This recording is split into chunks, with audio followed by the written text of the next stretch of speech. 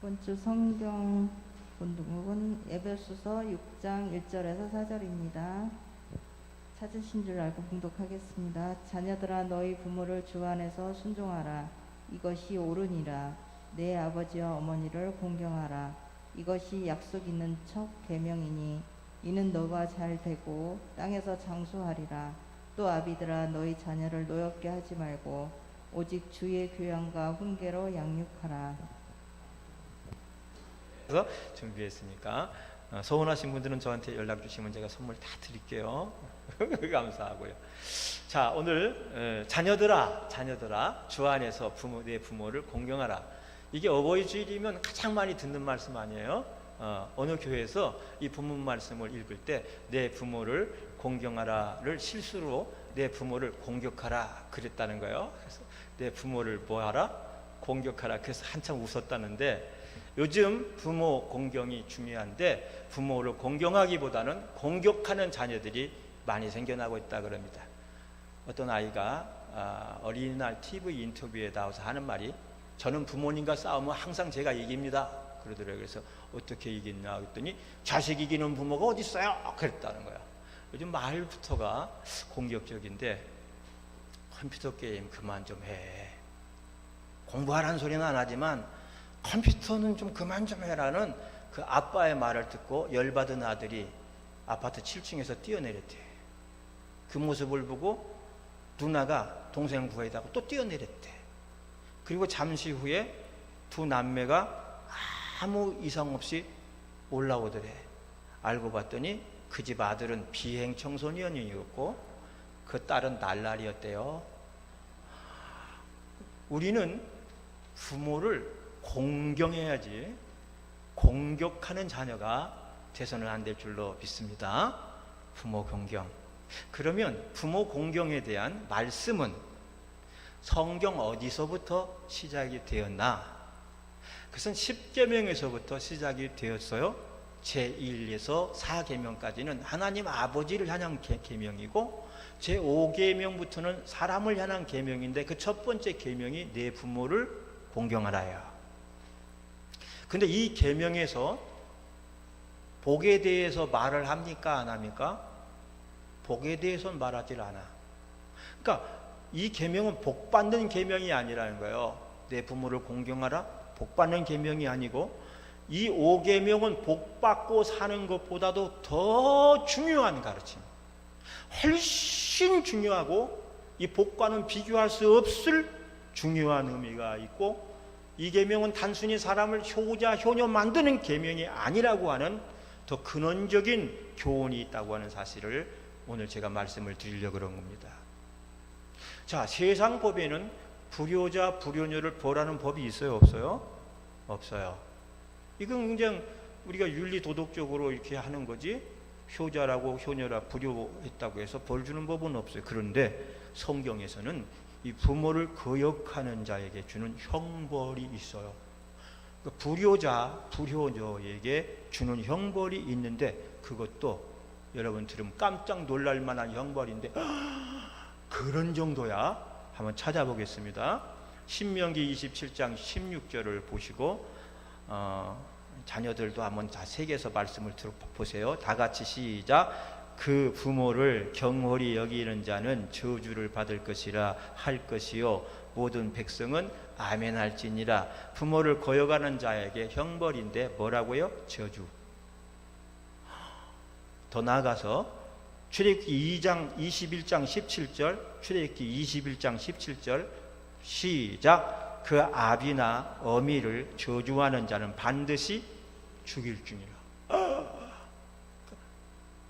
어미와 아비를 거역하는 형벌은 뭐예요? 죽이라는 거야. 너무하죠? 저도 이 너무하다 싶어 처음에. 아이고 혼을 내라 벌을 줘라 매를 그래라, 그런 정도는 이해. 죽일지니라 상당히 처음에 받아들이기가 어렵더라고요. 근데 여기서 부모를 저주하는 자는 죽이라, 이 저주라고 해서 대단한 거 아니에요? 저주가 아니라, 저주라는 말은 이 히브리어로 칼날이라는 히브리어인데, 이건 부모를 가벼이 여기다, 부모를 가벼이, 경히 여기다, 부모를 비방하거나 헐뜯는다, 이런 정도예요. 그러니까 부모가 말할 때 응 알았어요, 알았다니까요, 이런 정도. 아이 알았더니 그만 좀 하세요, 이러면서 부모 말을 가벼이 여기는 죄인데도 죽음에 이르는 죄라고 하는 거예요. 실제로 이 말씀을 경히 여기다가 죽은 사람들이 있죠. 소돔과 고모라 성의 롯의 사위들. 롯이 소돔성 멸망하니까 나랑 같이 가자, 여호와의 말씀대로. 그러니까 그걸 경히 여겼다, 이게 가벼이 여겼더라, 우습게 여겼더라. 그들은 소돔 고모라 성 멸망하는 그날 다 죽었어요. 여러분, 구약에서의 부모를 거역하고 공경하지 않는 자의 말로는 죽임이었다고 하는 거. 부모 교육을, 부모 공양을 철저히 했어요. 그 결과 지금도 이스라엘에서는 아무리 나쁜 자식이라 할지라도 부모가 말할 때 거역하거나 잔소리하지 말라고 대들고며 무시하는 사람이 없다 그래요. 부모에게. 실제 미국의 어느 유태인 가정에서, 이 가정이 여행을 하다가 중간 기착지에서 한 5시간, 4시간씩 환승하는 구역이 있거든요. 그러니까 아들 둘을 벤치에 딱 앉혀놓고 우리가 볼일 보고 올 테니까 다른 데 가지 말고 여기 앉아서 기도하고 있어라 그랬어요. 그리고 부모가 가서 볼일을 보고 있더라고. 깜빡 잊어버리고 2시간이나 지났어. 2시간이 지나면 급히 막 돌아왔어요. 그런데 그 아이 둘은 여전히 벤치에 앉아서 기도하고 있더라는 거예요. 오늘 우리나라 아이들 같았으면 어땠을까요? 2시간이 뭐야, 10분도 못 견뎌서 막 일어나서 왔다 갔다 하고 찾아다니고 난리 쳤을 거 아니겠어요. 근데 이 아이들은 그대로 그 자리에 앉아서 부모를 기다리는 거예요. 이게 유대인의 부모 자녀 교육에서 나온 거예요. 또 엄격한 규율에서 나온 건데, 그리고 우리가 이것을 잘 알아야 돼요. 자녀들이 자기 부모 말을 듣지 않기 시작할 때쯤이면 그 가정의 뿌리는 이미 흔들리고 있다고 봐야 되는 거예요. 부모가 말할 때 알았어요, 알았다니까요, 좀 그만 좀 하면 안 돼요, 잔소리로 들을 때쯤이면 이미 그 가정의 뿌리가 흔들린다는 증거예요. 그러므로 자녀가 부모를 공경하는 가치관이야말로 가정을 지켜나가는 중요한 계명인지를 믿으시기 바랍니다. 그냥 효교육이 아니라 가정을 지키는 거예요. 가정을 지키는 계명이에요. 자, 그렇다면 먼저 하나님께서는 왜 부모를 공경하라고 했을까? 이토록 엄격한 규율을 만들어 놓고까지 부모를 공경하라고 그랬나요? 첫째, 중요한 거예요. 오늘 제가 전하는 말씀을 목사님들이 많이 전했으면 좋겠는데, 어버이날 부모 이게 가정의 달에 이 설교를 한 목사님들은 한 명도 못 봤어. 그러니까 여러분 어쩌면 처음 듣는 말씀이 있어요. 그러니까 이 부모 공경의 말씀은 단순히 효자 효녀를 만드는 법이 아니에요. 그보다 훨씬 중요하고 근본적인 이 교육이라 그랬죠. 뭡니까? 첫째, 부모는 생명의 전수자이기 때문이에요. 부모는 생명의 전수자이기 때문에 공경을 해야 돼요. 여기 부모 없이 태어난 분 있나요? 없으시겠죠? 부모 없이 태어난 분은 없어. 모두가 부모가 있기에 그 부모를 통해서 이 땅에 태어났습니다. 그리고 우리는 그 부모를 통해서 생명을 전수받은 거예요. 가끔 네가 하늘에서 떨어졌냐, 땅에서 솟았냐, 이런 말 할 때 있죠? 버릇없는 자녀들을 향해서, 자기밖에 모르는 자녀들, 부모를 무시하는 자녀들에게 부모가 하는 말이죠. 네가 하늘에서 떨어진 줄 알아? 땅에서 솟은 줄 알아? 내가 널 낳았다 이거야. 내가 내 부모다 이 말인데, 성경은 먼저 우리의 생명의 본질적 공급자는 하나님이라고 말씀을 해요. 우리 생명의 본질적 공급자는 누구예요? 하나님이에요. 그 다음에 그 생명을 부모님이 내게 전해주심으로 부모는 내 생명의 수요자, 받을 수 전할 여예요. 그래서 생명을 받아서 전해주는 그 수여자가 부모예요. 부모. 그러므로 자녀가 부모를 공경하되 하나님 공경하는 것처럼 하라는 말씀입니다. 왜? 부모는 내 생명의 공급자이고 부모는 부모 이전에 이 땅에서 내게 하나님 같은 존재이기 때문에.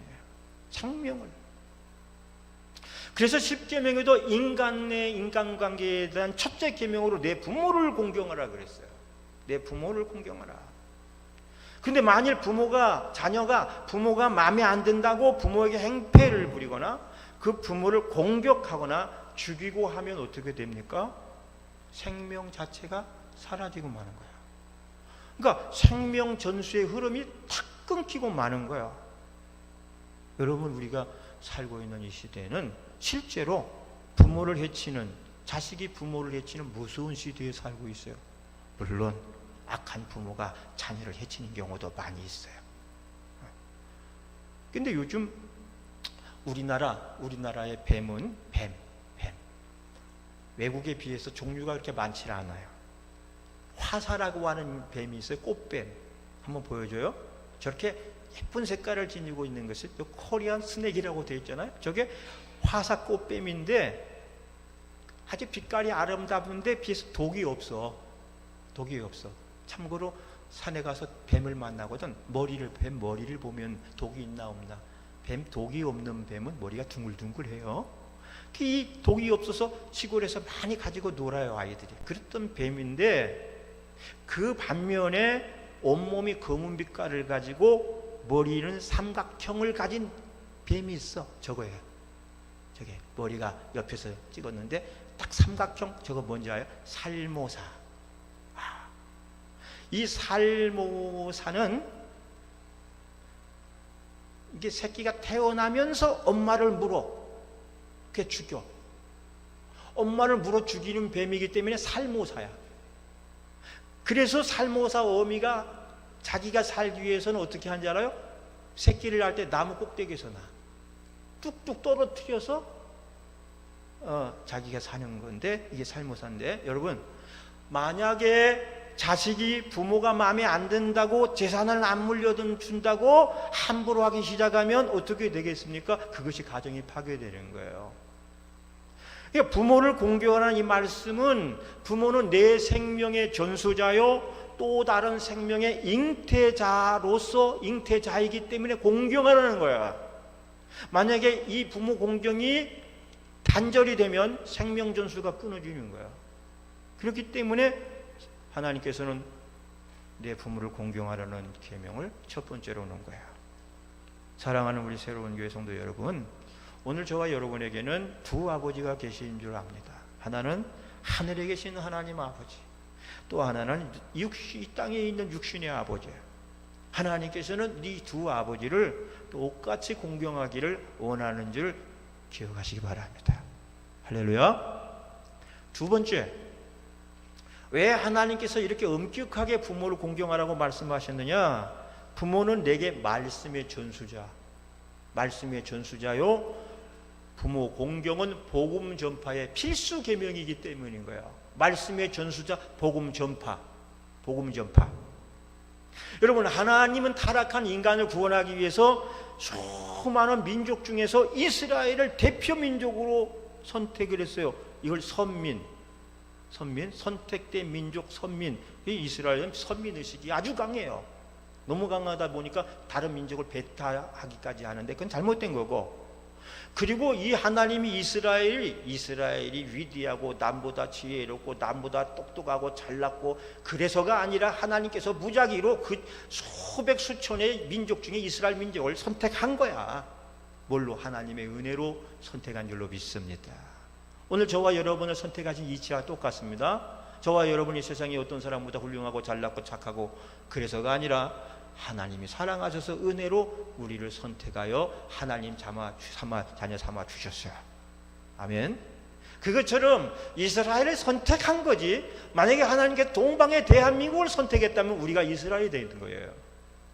하여튼 하나님께서 이스라엘 민족을 선택하셨고, 그리고 율법을 주시면서 다음과 같은 말씀을 해서요, 신명기 28장 1절로 마지막 절까지 다 읽을 수는 없고 이 말씀 요약하면 이 말씀을 자자손손에 가르쳐 지키게 하라. 그럼 복을 받을 것이니라 그런 거야. 지키지 않으면 저주를 받을 것이니라 이렇게 한 거야. 믿습니까? 있어요. 여러분, 구약시대에 물어볼게요. 구약시대엔 설교란 게 있었을까요? 없었을까요? 있었던 것 같아요? 없었던 것 같아요? 제가 아는 한 구약에는 설교가 없어요. 설교가 필요 없어요. 뭐만 있냐? 제사장과 선지자들이 성경을 읽고 가르치는 것이 전부입니다. 소라라고 하는 성경을 펼쳐서 읽어요. 읽으면 아멘 아멘. 이 성경을 율법을 읽기만 해도 이들은 100% 아멘하고 받아들였지 거기에 왜 토를 달거나 이의를 달지 않았어요. 그러니까 설교할 필요가 없어요. 100%의 말씀을 100% 물이 흡수하듯이 흡수하기 때문에 설교가 필요 없는 하나님의 말씀이었어요. 그러다 신약 시대 이후에 이 설교가 필요가 되었습니다. 왜요? 이방인들에게 복음을 전해야 되니까. 이방인들에게는 이 말씀을 전해야 되니까 설교가 필수적인 거가 됐고 전도하게 된 거예요. 그래서 이제 신약 시대부터는 가서 복음을 전하고 설교를 하고, 그래서 여러분 그렇게 된 거예요. 구원이 혈통과 육정으로 받는 것이 아니라 전도해서 예수 믿고 구원받는 것이기 때문에 오늘날 시대에는 설교가 필요하고 전도가 필요한 거지만 유대교회는 지금도 설교가 없어. 전도가 필요 없어요. 그런데 하나님께서 이스라엘을 선민으로 택하시고 예수님이 오시기 전까지, 이게 한시적인 거예요. 누가 오시기 전까지? 예수님이 오시기 전까지만 이들이 선민인 거야. 예수님이 오시기 전까지 그럼 뭐 하라 그랬냐면 이 율법을 전하고 지키라고 명령을 했어요. 이 율법을 지키고 전하고 지켜라. 그런데 하나님께서 주신 이 율법을 누가 누구에게 어디서 전하라고 그랬느냐 하면, 정답, 아버지가 가정에서 식구들에게 전하게 했어. 누가? 아버지가 가정에서 식구들에게, 자녀들에게 전하게 하셨어요. 그래서 아버지가요, 제사장에게 가서 말씀을 받으면, 때로는 율법을 책을 받아가지고 그걸 가지고 가정으로 가서 아버지는 그 말씀을 가지고 집으로 딜리버리 한 거야. 배달한 거야. 요즘 배달 음식처럼 말씀을 배달해서, 그리고 아버지는 가정의 제사장이 되고 그 하나님의 말씀을 전하는 전달자가 된 겁니다. 그러니까 200만이 넘는 이스라엘 백성들에게 어떻게 제사장들이 일일이 가르칠 수 있어요? 그러니까 제사장들이 아니라, 제사장들은 아비들을 모아놓고 아비들에게 율법을 가르치고 아비들은 그 말씀을 가지고 각 가정에서 아버지들이 가정의 제사장으로 전하게 된 겁니다. 근데 이 전통이 신약교회에 와서는 오해를 사기도 했어요. 고린도전서 14장 34절을 한번 보겠습니다. 어떤 오해를 사냐면, 지금도 이 말씀을 오해하게 가르치는 교회가 있는데, 고린도전서 14장 34절 다 같이요. 시작. 여자들은 잠잠히하고 남자들의 말을 들을지어다. 여자들은 뭐하고? 잠잠히. 누구 말을 들을지어다? 남자들. 하여튼 보세요. 또 디모데전서 2장 11절 다 같이 시작. 여자는 1절 순종함으로 종용히 배우라. 여자의 가르치는 것과 남자를 주관하는 것을 허락지 아니하노라. 오직 종용할지니라. 교회에서는 잠잠히 하고 집에서 남편에게 물을지니라. 이런 사도 바울의 가르침은 어떤 가르침인가 하면, 제가 전에 말씀드렸던 구약시대의 복음의 전파가 누구를 통하여? 아버지를 통하여 전파되게 됐고, 아버지, 남자 아버지가 가정의 제사장이었다고 하는 그 배경에서 나온 말씀이지, 남자는 귀하고 여자는 뭐 하찮아서 남존 여비 사상에서 그것과는 아무 상관이 없는 줄 믿으시기 바랍니다. 그리고 이 말씀을 전하는 것도 바울이 이 유대인 기독교인들을 향하여 주신 말씀이지, 헬라에 있는 기독교인들에게 여자는 조용히 할지니라 그런 적이 없어요. 이방인 최초의 교회 안디옥 교회에는 여자도 거기서 사역자로 열심히 활동을 했어요.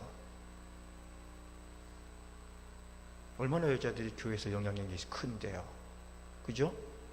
여자들이. 여러분, 그래서 이스라엘 가정에서는 아버지는 말씀의 전파자요, 복음의 전수자가 되는 거야.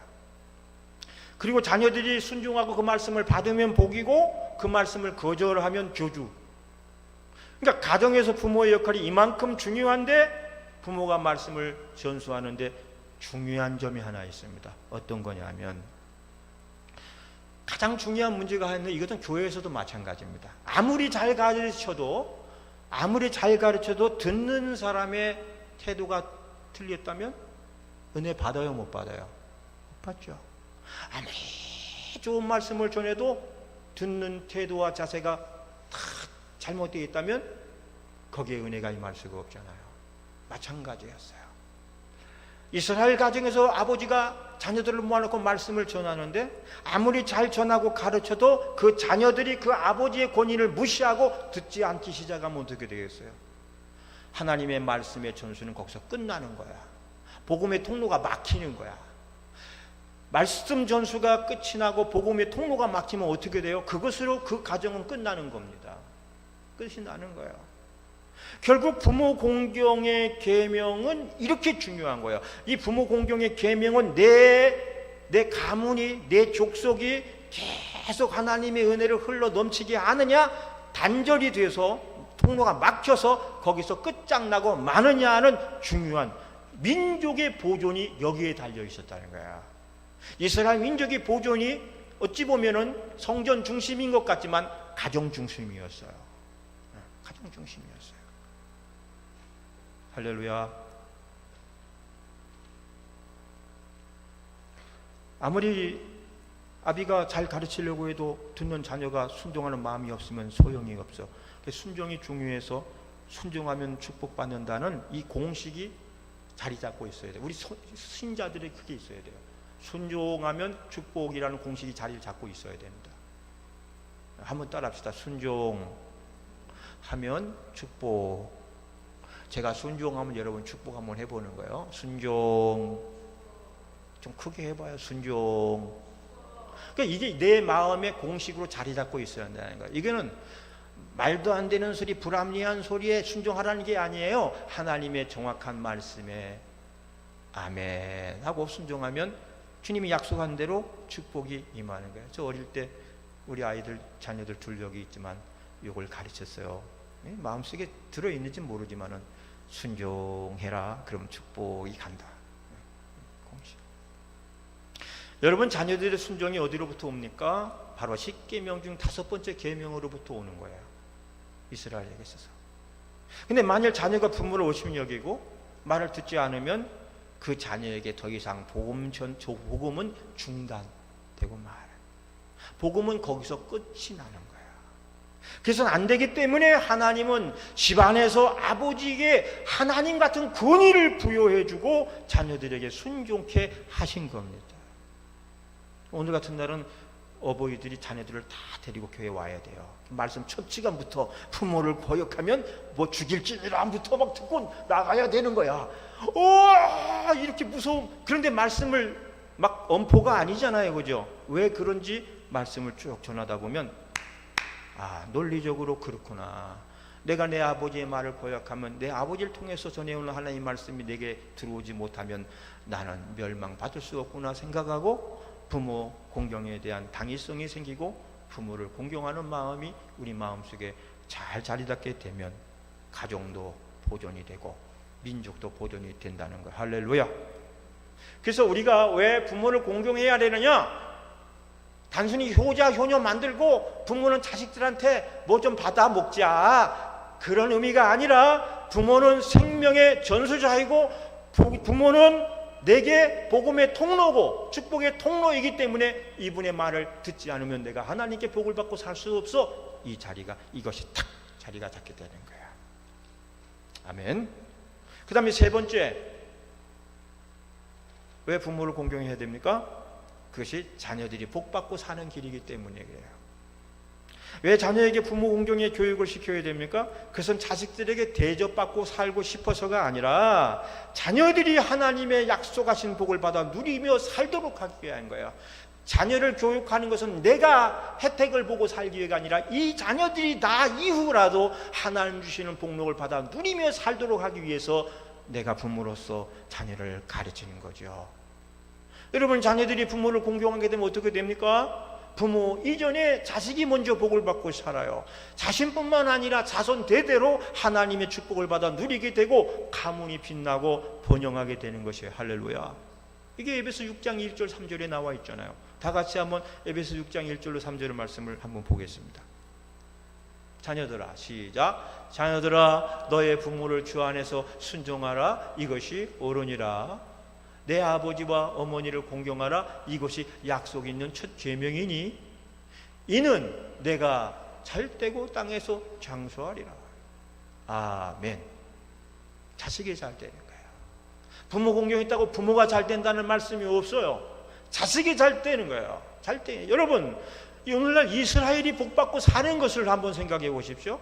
이스라엘은 지금 우리나라 강원도 땅만큼밖에 안 해요. 그렇게 조그만 나라, 우리 한반도도 작다고 그러는데 우리 강원도 땅만한 게 지금 이스라엘인데, 그 이스라엘 유대인들이 오늘날 전 세계의 가장 막강한 권력과 금력과 재능과 지혜를 다 가지고 있어요. 전 세계 상위 2% 유대인들이 다 주름 잡고 있는 거죠. 왜? 이들은 이미 수천 년 전부터 하나님의 말씀대로 사는 것을, 율법이니까 더 잘 지키죠. 율법이니까. 율법을 믿어야 산다고 생각하니까 지키는 거예요. 이들은 복음과는 지금 떨어져 있는 건 사실이지만, 복음과는 떨어져 있어 영혼의 구원과는 상관이 없지만 하나님의 말씀인 율법을 철저히 지킴으로 그 하나님의 약속의 계명대 이들이 복을 받고 사는 거예요. 여러분, 세계 최고로 권위를 인정받는 물리학자 알베르트 아인슈타인, 정신분석학자 지그문드 프로이드, 특히 학교 대학 1학년만 들어가도 교양 과목에 지그문드 프로이드 다 배우잖아요. 유대인이었어? 여러분, 정치학자 헨리 키신저, 여러분이 아주 열광하는 영화 감독 스티븐 스필버그, 이게 다 유대인들이에요. 이 대단한 재능과 지혜가 어디로부터? 하나님으로부터. 세계 인구의 0.2%의 사람들이 노벨상 30%를 다 석권해버렸잖아요. 이게 다 이스라엘 백성들이 하나님 말씀을 철저히 지키며 살기 때문이에요. 유대인들이 나라 없이 2000년을 헤매는데도 다시 나라가 재건되고 지금 세계에서 가장 우수한 나라 사람들 사는 이유는 바로 유대인들의 안식일 때문이었고, 이들은 유대인들의 안식일은 언제냐? 토요일, 어제 토요일. 제7의 안식교도들이 토요일 모인 이유가 그래서 모여요. 안식일 날, 토요일 날이 되면 이들은 온 가족이 모여 종교의식을 합니다. 어느 곳에 전 세계에 흩어져 있어도 가족이 다 오게 돼 있어요. 원래 못 가기도 하겠지만 10시간씩 막 비행기 타고 날아와서도 토요일 날 가정에 모여서, 그때 어머니는 유월절이 아니라 이게 안식일 음식을 만들고, 아버지는 말씀을 준비해서 자녀들에게 전하는 거예요. 3시간 4시간씩의 그 의식 속에는 찬양이 있고 기도가 있고 그 다음에 감사가 있고 춤추고 음식을 먹고 나누면서 하나님의 말씀을 전하고 위로하고 축복하고 끝나요. 한 10여 년 전에 미국의 유명한 야구선수, 프로 MLB 야구선수가 있어요. 근데 그 선수는 4번 타자이고 그 팀에서 프랜차이저야. 누구나 다 좋아하는 실력이 있고, 근데 이 친구가 토요일 날은 시합을 안 나가. 프로 선수인데 1년에 수백억씩 받는 사람이 토요일 날 경기를 안 나간대. 그러면 잘리죠. 근데 워낙 재능이 있으니까 잘리지를 못해. 근데 이 친구는 그날 어디 가요? 자기 집으로 가서 아버지와 함께, 어머니와 가족과 함께 이게 안식일을 지키는 거야. 그러니까 이스라엘을 예를 들었어요. 그래서 하나님께서는 부모 공경의 계명을 통해서 자녀들을 지금도 축복하고 계심을 믿으시기 바랍니다. 여러분, 자녀들을 잘 가르치세요. 부모 공경의 말씀을 가르쳐요. 부모를 하나님처럼 여겨라면 자연히 하나님도 공경하게 되겠죠. 아브라함 링컨, 미국의 제16대 대통령이, 그 어머니가 임종시 낡은 성경책 한 권, 숙검정, 이 연필 대용으로서는 숙검정, 그 당시에 연필이 잘 없으니까 이 한 자루를 물려주면서 너는 하나님 말씀대로 살아라, 이게 유언이었어요. 근데 성공했어요. 한 달에 11조를 계산만 회계사 30명이 시켰던 왕년의 거부 록펠러는 그 어머니가 죽기 전에 아들에게 이런 유산 남겼어요. 사랑하는 우리 권사님들, 안타까운 마음 중에 하나는 여러분 자녀들이 믿음 안에 잘 살지 못하는 가정이 있다는 거예요. 함께 믿어서 오늘 같은 날 같이 예배드리고 함께 교회를 섬겼으면 얼마나 좋았을까 하는 마음이 있는데 그런 아직 안 내졌어요. 계속 끊임없이 그들을 위해 기도해 주시고 아멘. 주여 우리 자녀들을 축복하시고 믿음으로 살 끊임없이 기도하시는 거예요. 돌아가시기 전까지. 그리고 마지막에 가장 중요한 건 하나 하실 거 있어요. 뭐냐면 유언을 남기세요. 유서를 쓰세요. 아들아, 딸아, 내 마지막 소원은 너희들이 교회 가는 소원이란다. 그거 반드시 쓰고 유언을 남기십시오. 그래야 여러분 가는 천국에 그 자녀들도 다음에 반드시 따라오게 될 줄 믿고, 살아생전에 애쓰시다 안 되면 내가 유언이다. 유언을 거역하는 자식은 거의 없어요. 형식적으로라도 성경책 끼고 다니는 사람들을 많이 봤어요. 그러다가 믿음이 들어간답니다. 그러다가 은혜가 임하는 날 구원받는답니다. 그래서 굿바이가 아니라 굿나잇이야. 다시 만나자. See you again. 다시 만나자는 거야. 이 록펠러 어머니가 유언으로 뭘 남겼냐면 10가지 10계명인데 4가지만 설명을 할게요. 첫째, 너는 무슨 일이 있어도 주일에는 교회를 가라. 사업하느라 바빠도 가까운 교회 가라. 두 번째, 교회 가서 예배를 드리면 맨 앞자리에 앉아라. 맨 앞자리에서 목사님을 가장 가까이서 보고 그 은혜를 네가 흡수해서 받아라. 11조 생활을 해라. 그것은 복에 씨를 심는 일이다. 그 다음에 주의 종을 내 부모처럼 여기고 절대 속썩이는 자가 되지 말고 항상 기쁘게 해드려라. 이게 10가지를 남겼어요. 사랑하는 여러분, 이게 뭐예요? 자식의 부모 공경. 그것은 사람이 하나님의 가장 큰 복을 받고 사는 비결이기 때문에 그런 거예요. 할렐루야. 그럼 우리가 어떻게 공경해야 되나요? 첫째, 부모님을 존경함으로 공경하는 겁니다. 존경함으로. 부모를 하찮게 여기고 나보다 못 배웠다고 천대하거나 멸시하지 말아라는 거야. 요즘 아이들, 요즘 자녀들은 지식이 우리보다 훨씬 높지요. 듣고 보고 배우는 게 더 많아요. 하다못해 핸드폰 하나 새로 사가지고 이거 다 이게 하려면 자녀들 손을 빌려야 되잖아요. 저도 그런데 우리 권사님들은 안 그래요? 다 빌려야 되잖아요. SNS 무슨 카톡도 다 배워가지고. 근데 이걸 이거 이렇게 하는 거예요. 잊어버리면 또 해줄래니까. 그때부터 인상이 달라져. 몰라서 그러니까 아무것도 해줘. 참 바쁜데 또 해줘. 몇 번 하다 보면 인상이 별로 안 좋아지는 느끼는 거야. 그러면 생각해 보세요. 아쉬워서 이렇게 하는 사람의 마음이 더 아파. 그렇게 하는, 아쉬운데 좀 하고 싶은데 뭐 그런 거 하다 보면 그러니까 안 되니까 옆집 아들 오라 그러잖아. 옆집 딸내미 오라 그러잖아. 이거 어떻게 하니? 걔들은 잘 가르쳐줘. 상관이 없으니까. 그렇다고 우리 딸들이 그랬다는 건 아니에요. 우리 딸이 아까부터 날 째려보는 것 같아서 나 마스크 뺐으면 좋겠는데 입이 웃고 있는 거 보여. 눈은 원래 제가 눈이 동그란 게요. 공경했으면 좋겠다는 거야. 존경을 뭘로 해? 공경하는 마음으로. 공경하는 거예요. 특히 우리 성도들은 세상 사람들에게 저 사람들은 교회들은 교회만 알지 막대 먹은 사람이야 이런 소리는 좀 안 들었으면 좋겠어요. 뭐냐 하면 부모 공경을 으뜸으로 여기는 유교 유생들보다 더 공경을 해야 된다. 하나님 믿는 사람으로. 우리는 유교의 가르침도 한번 들어볼 필요가 있어요. 복음과는 별개지만 이거 들어볼 필요 있어요. 뭐라 그러냐면 유교에서는 부모에게 잘못된 일이 있을 때에는 3번 간하고 듣지 않을 때에는 후려쳐라? 아니요. 간하며 울면서 따라다니면서 간하라는 거야. 부모의 잘못을 이렇게 바로 잡을 때 울면서.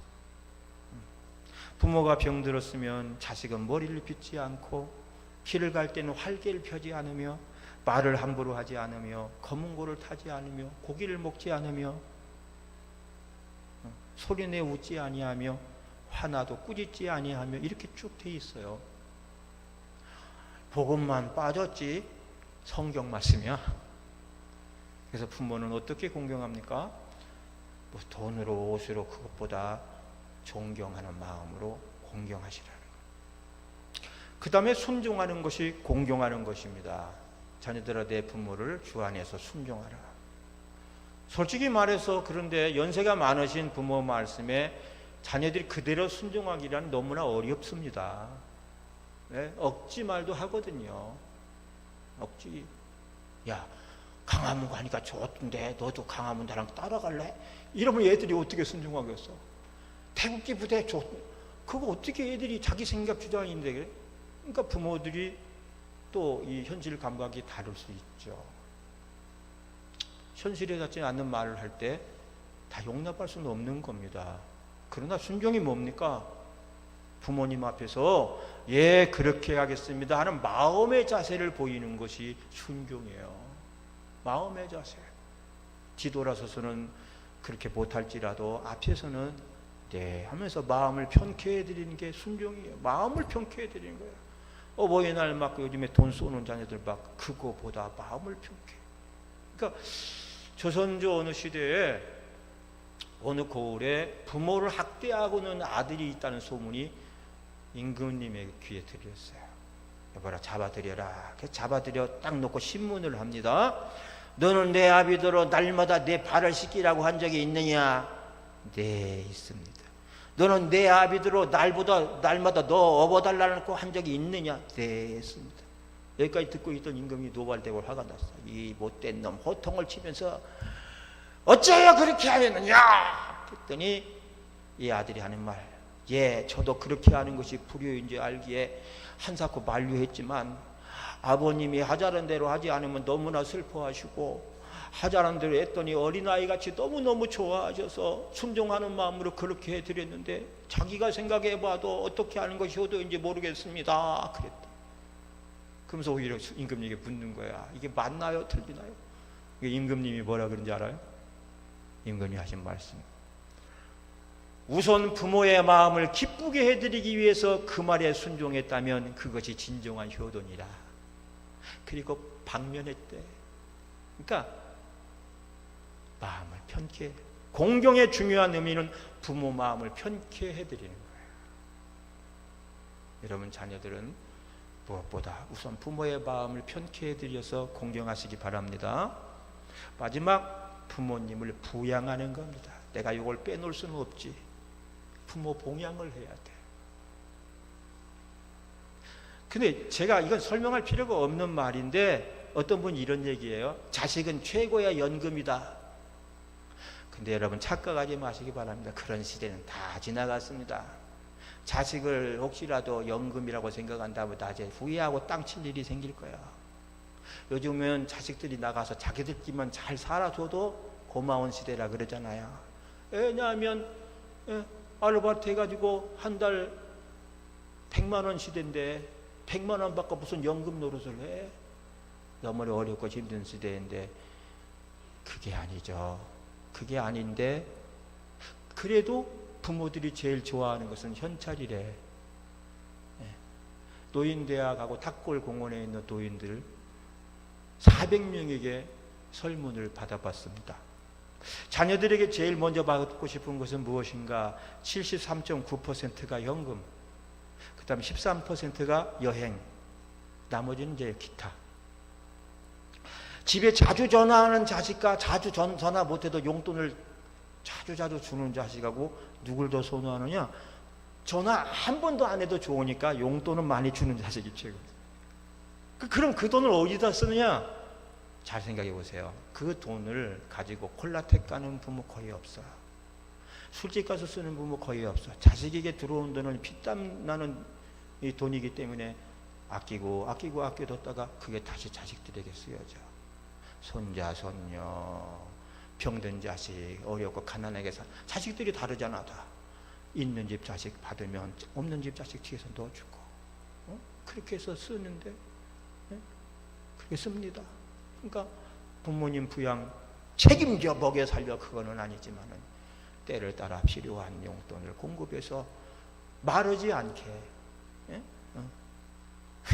어느 유명 소통 전문가 기독교인이요. 교회에서 키운 아주 요즘 제일 잘 나가는 소통 전문가 하나 지부회장이나 교회에서 키웠어. 막 학교 다닐 때 삐쩍 말라 막 굶고 다니는데 교회에서 먹여 살리다 집사님들이 다 권사님들이 그 소통 전문가인데 어머니께 전화를 했어요.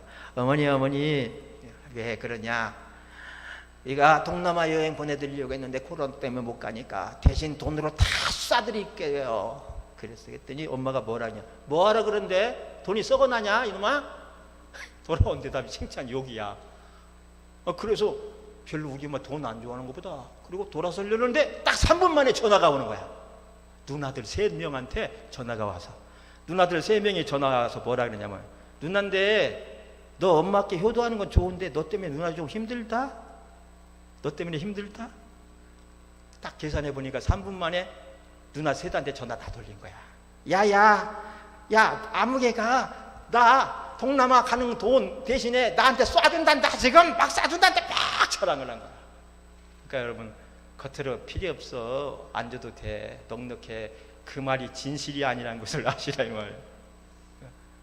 따라합시다. 부모는 현찰이 제일 좋다. 이걸 왜 노인들만 하는 거야? 젊은 친구들이 해야지. 젊은 친구들. 부모는 현찰이 제일 좋다. 나이 들수록 현금에 애착이 간대. 특히 우리 교회 다니는 권사님들은 헌금하려고 헌금이 더 애착하는 분들도 많아. 교회 헌금하려고.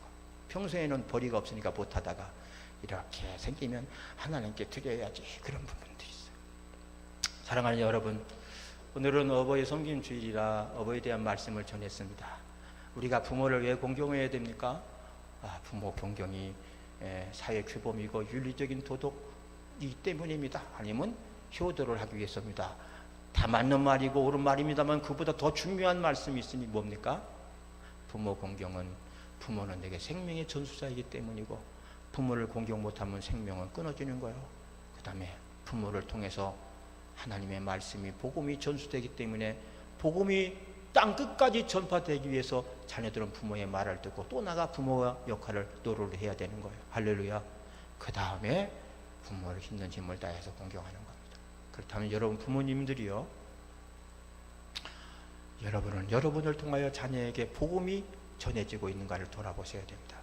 나를 통하여 하나님은 나를 통하여 생명을 전수해 준 그 자녀에게 복음을 전하도록 권하고 있다는 사실이에요.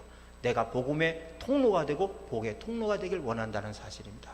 시간이 어쩌다 놓쳤다면 아직도 사랑하는데 자녀를 하여 끊임없이 틈날 때마다 복음을 전하시는, 복음을 전해서 복받고 살도록 하는 여러분 되시기를 예수님의 이름으로 축복합니다.